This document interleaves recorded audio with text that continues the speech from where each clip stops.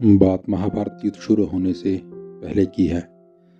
हस्तिनापुर के दूत संजय पांडवों से बात करके उनका संदेश लेकर आए थे और अगले दिन सभा में उनका संदेश सुनाने वाले थे।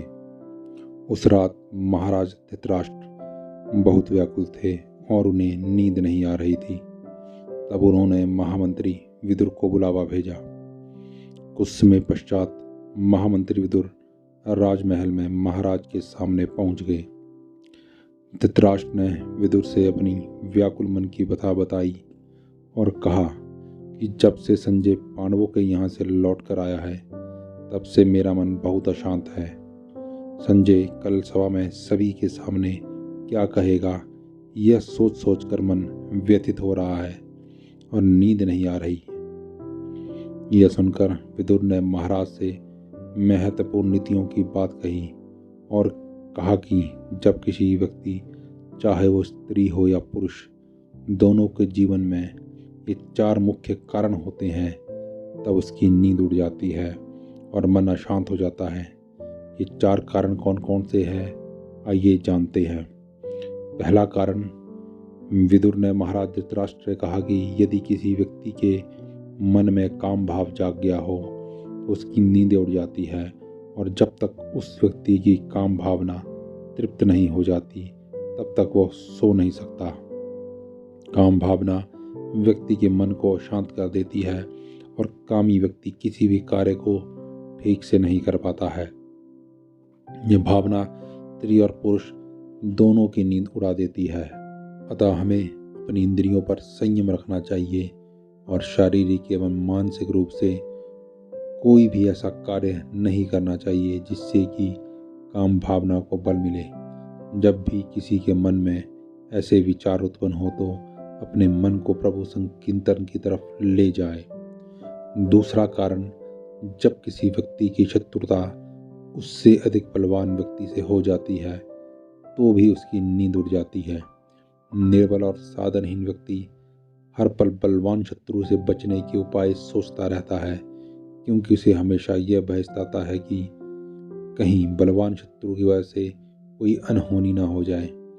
इसलिए जहाँ तक संभव हो हमें किसी के लिए शत्रुता का भाव मन में नहीं लाना चाहिए। अपने चित्त को हमेशा शांत रखकर जहाँ तक संभव हो अपनी गलती के लिए क्षमा मांग लेनी चाहिए और यदि किसी अन्य दूसरे ने क्षमा करने योग्य अपराध किया हो तो क्षमादान दे देना चाहिए।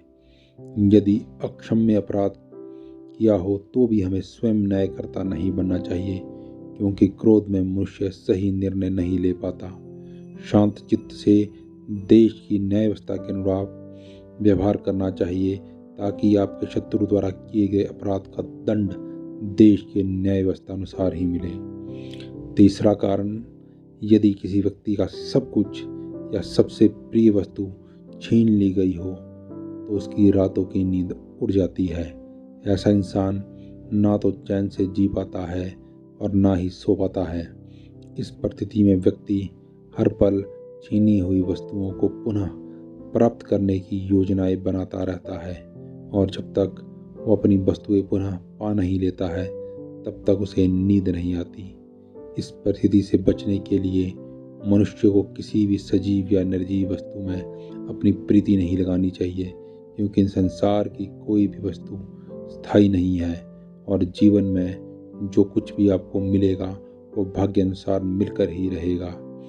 जो आपका होगा वो आपके पास लौट कर अवश्य आएगा। यदि आपके भाग्य में वो वस्तु नहीं है तो वो आपको मिलकर भी आपसे खो जाएगी या छीन ली जाएगी। अतः हमें व्यर्थ में चिंता नहीं करनी चाहिए। चौथा कारण, यदि किसी व्यक्ति की प्रवृत्ति चोरी की है और दूसरों के अहित करने की सोच रखता है या जो चोरी करके ही अपने उदर की पूर्ति करता है, जिसे चोरी करने और दूसरों का बुरा करने की आदत पड़ गई है, जो दूसरों का धन चुराने और नुकसान पहुंचाने की योजनाएं बनाते रहता है, उसे भी नींद नहीं आती, क्योंकि उसे हमेशा पकड़े जाने का भय रहता है, जिस वजह से उसकी नींद भी उड़ी रहती है। मनुष्य को चाहिए कि वो ऐसे किसी भी कृत्य से बचे जो दूसरों के लिए गड्ढा खोदता है वो स्वयं भी उसी गड्ढे में गिरता है। दूसरों के सामान की चोरी और उनका नुकसान करने का नकारात्मक विचार उत्पन्न होते ही हमारे जीवन में भी नकारात्मक ऊर्जा प्रवाह होने लगती है। और प्रकृति का नियम है कि जैसा कर्म हम करते हैं वैसा ही फल हमें प्राप्त होता है। इसलिए दोस्तों, यदि हम खुशहाल जीवन जीना चाहते हैं तो इस कहानी में बताई गई बातों को ध्यान में रखते हुए ही अपना जीवन जीना चाहिए। हमेशा मानवता की भलाई के कार्य करते रहने चाहिए और हर कार्य को ईश्वर के चरणों में समर्पित करना चाहिए, ताकि किसी भी मोड़ में हमें कभी भी ग्लानि का अनुभव ना हो और हम आराम से, चैन से, सुखपूर्वक सो सके। राधा कृष्ण जपते रहिए, हर संकट से बचते रहिए। जय श्री कृष्ण। ऐसे ही रोचक प्रसंग और कहानियों को सुनने के लिए आप हमारे चैनल को सब्सक्राइब कीजिए, वीडियो को लाइक कीजिए, ज़्यादा से ज़्यादा शेयर कीजिए और कमेंट सेक्शन में जय श्री कृष्णा ज़रूर लिखें। जल्द ही हम मिलेंगे एक नई प्रेरक प्रसंग और एक नई कहानी के साथ। जय श्री कृष्ण।